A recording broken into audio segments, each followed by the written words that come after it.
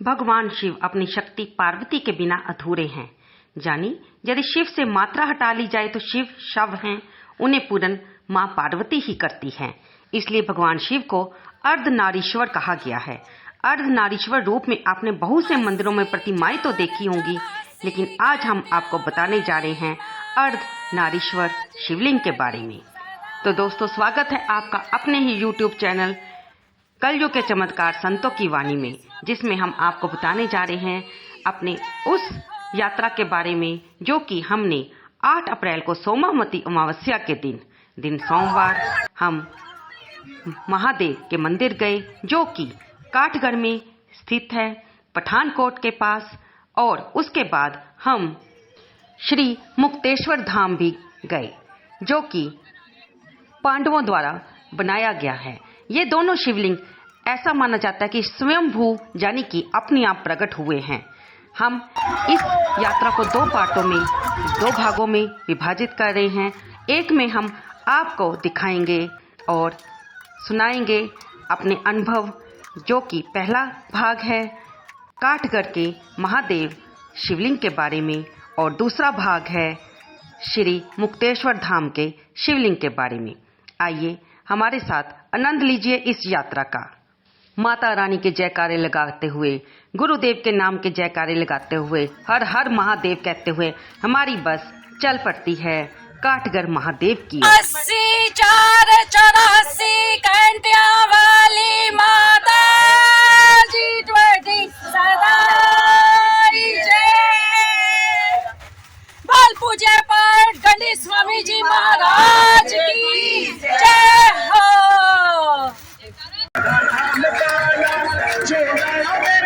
कृष्णा बोलो जय राधा, जय श्री कृष्ण बोलो, जय श्री कृष्ण बोलो जय राधे, जय राधे जय राधे, जय श्री कृष्ण बोलो जय राधे।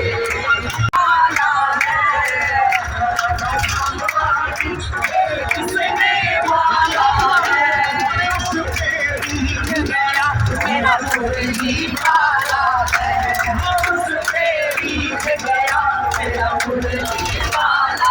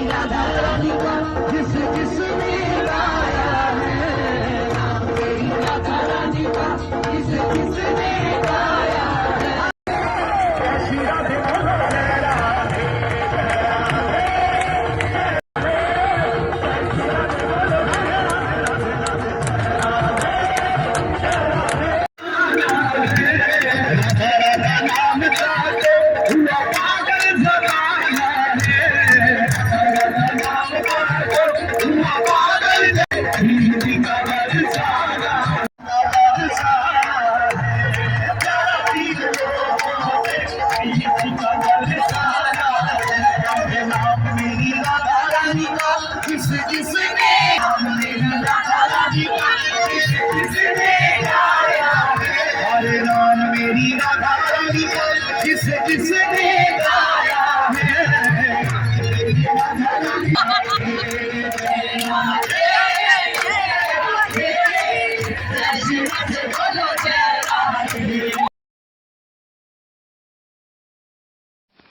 आजकल फोटो करवाने के तो सभी शौकीन होते हैं, तो हम सब ने भी बस में ही सखियों के साथ फोटो खींची, खूब भजन कीर्तन किया, नाचे गाए और साथ में खाते पीते गए। खूब आनंद आ रहा था।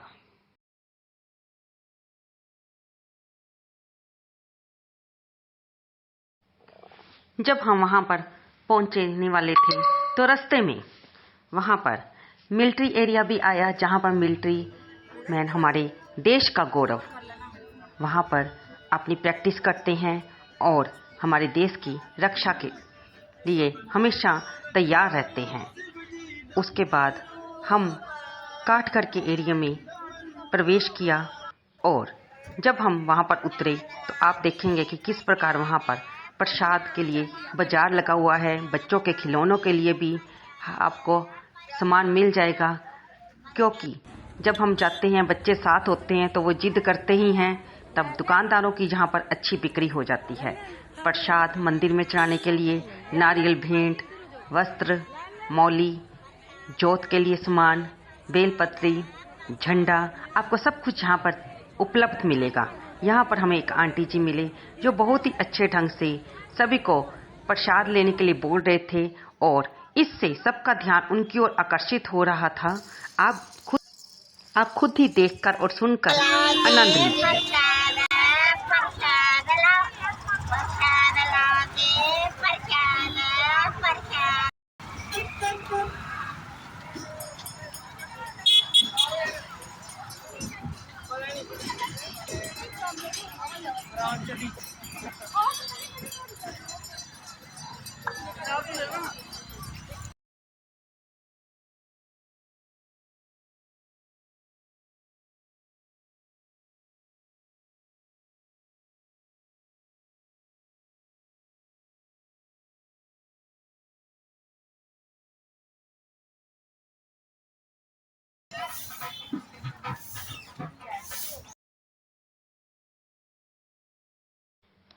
मैं आपको चलते हुए जो सीढ़ियाँ हैं, जब हमारे एक सदस्य ने गिना तो उसने मेरे को बताया कि ये कम से कम 50 सीढ़ियाँ हैं और इन सीढ़ियों पर चढ़ते हुए मैं आपको यहाँ का व्यू दिखा रही हूँ।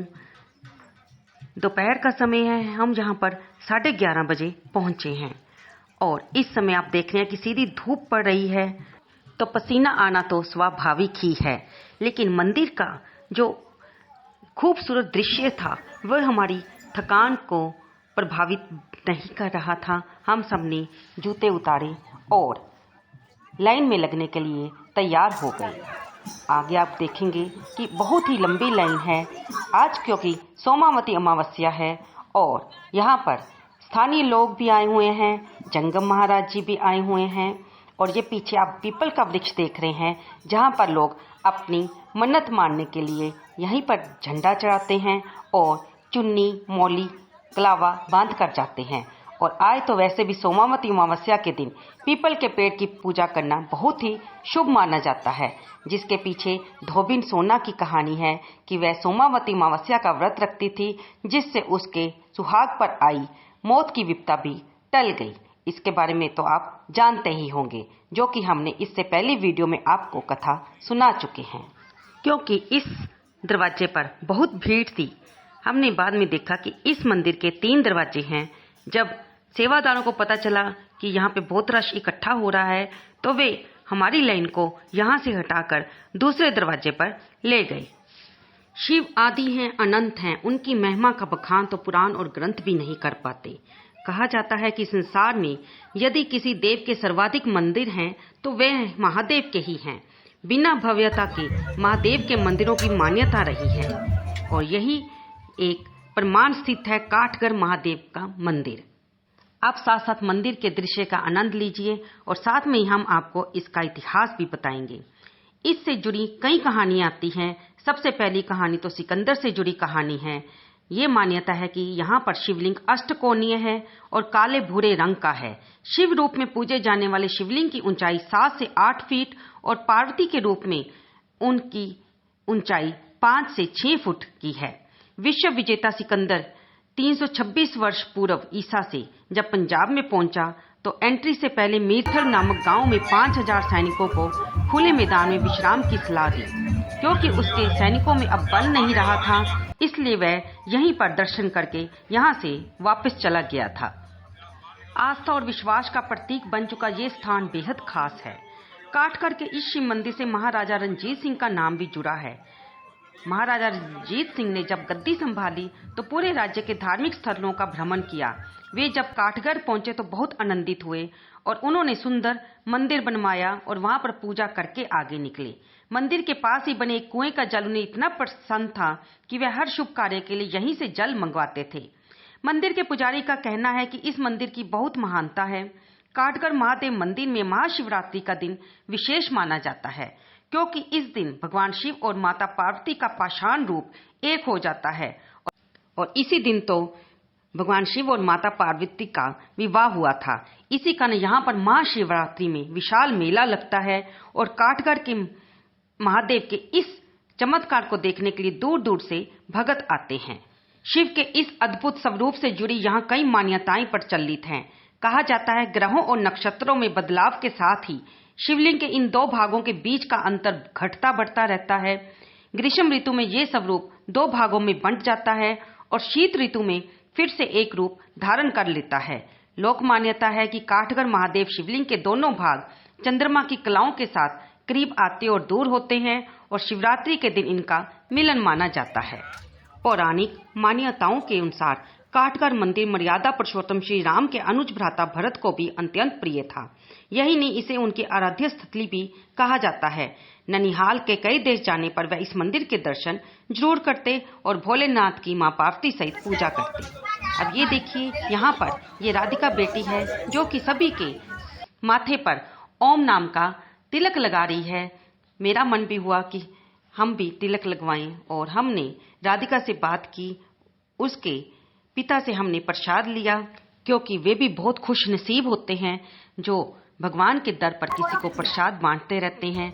ये कर्तव्य भी तो बहुत जरूरी निभाना होता है, क्योंकि कोई भी भगत खाली हाथ यहाँ से ना जाए। सबके मन में ये इच्छा होती है कि भगवान के दर पर आकर, चाहे वो किसी का भी मंदिर हो, हमें प्रसाद अवश्य मिले। उस दिन तो सोमावती अमावस्या होने के कारण भगवान का, मां शिव पार्वती का, भोलेनाथ का खूब सुंदर श्रृंगार हुआ था। सिर पर पगड़ी सजी हुई थी, आप देख ही रहे हैं।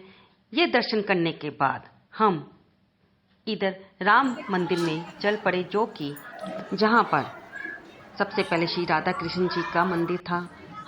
और आप देखेंगे कि जिस गर्भगृह में जिस स्वरूप को स्थापना है, उसकी दीवारों पर उसी स्वरूप से संबंधित चित्र बने हुए थे और सारा कांच के टुकड़ों से सजाया गया था। राधा कृष्ण जी के बाद राम दरबार था, जिसमें श्री राम, लक्ष्मण और मां सीता की स्वरूप स्थापित थे। उसके बाद मां दुर्गा का मंदिर था, जिसकी दीवारों पर मां दुर्गा के ही स्वरूपों के चित्र बने हुए थे। भगवान राम दरबार के मंदिर के बाहर भगवान हनुमान जी का चित्र बना हुआ था। ये आप इन दृश्यों में, इस वीडियो में साथ साथ देख रहे हैं और जैसे जैसे मैं आपको दिखा रही हूँ, उन्हीं दृश्यों के बारे में आपको इस वीडियो में जानकारी दी जा रही है। मंदिर इतना बड़ा होने के बावजूद भी मंदिर में कहीं पर भी हमें गंदगी दिखाई नहीं दी। यहाँ पर सेवादार झाड़ू की सेवा कर रहे थे और हमने भी यहाँ पर खूब आनंद लिया। कुछ देर हम सब यहाँ पर बैठे, भगवान के नाम के जयकारे लगाए। राम दरबार के अंदर दीवारों पर बहुत ही सुंदर भगवान के स्वरूपों के चित्र उकारे गए थे और उन पर मंत्र लिखे हुए थे, सुंदर लाइनें लिखी हुई थी, जिन्हें मैं आपको आगे दिखाऊंगी।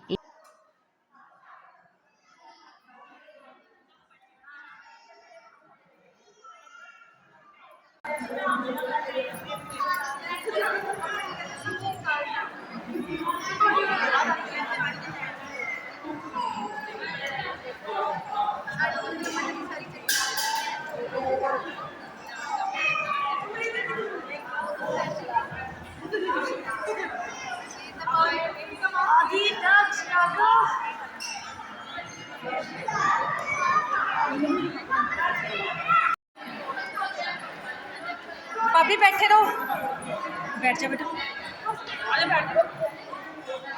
कशिश बैठो।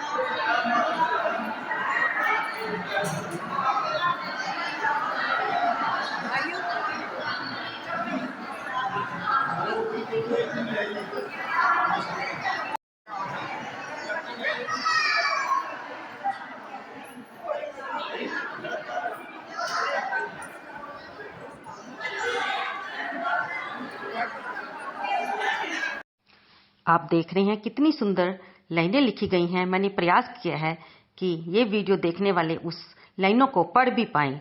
यहाँ पर महामंत्र भी लिखे गए हैं। बहुत ही आनंद आ रहा था, बहुत ही सुख शांति का अनुभव मंदिर के प्रांगण में हमें हो रहा था। यहाँ पर हम आपको एक बात और बता दें कि सिकंदर ने जब यहाँ पर एक फकीर को जो कि शिवलिंग की पूजा कर रहा था उसे अपने साथ यूनान चलने को कहा, तब उस फकीर ने उसे नकार दिया। इस बात से प्रभावित होकर सिकंदर ने काटकर महादेव मंदिर बनाने के लिए 4 दीवारी बनवाई, और क्योंकि ये ब्यास नदी के किनारे पर स्थित है तो ब्यास नदी की ओर उसने अष्टकोणीय चबूतरे बनवाए जो आज भी हैं।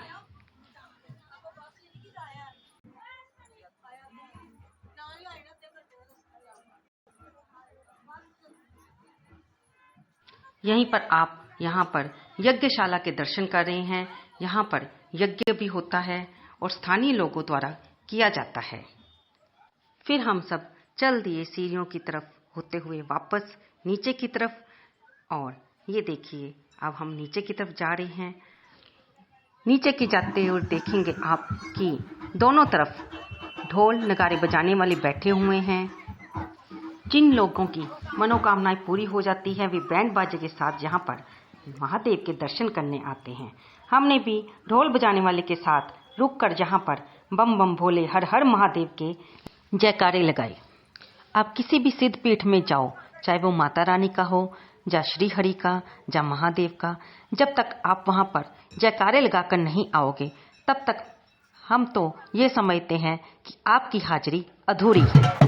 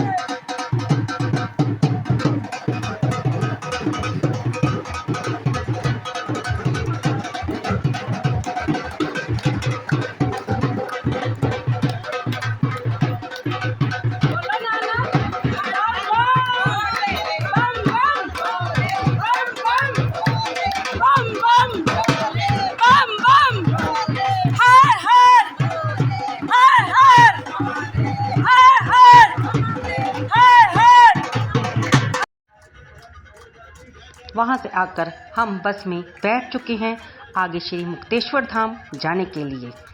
भजन चल रहे हैं, सभी आनंद ले रहे हैं। यहाँ पे हमें बहुत ही आनंद आया। उम्मीद है आपने भी लिया होगा। आपको ये वीडियो कैसी लगी कृपया से लाइक करें, शेयर करें और इसका दूसरा भाग देखना बिल्कुल ना भूलें। हर हर महादेव।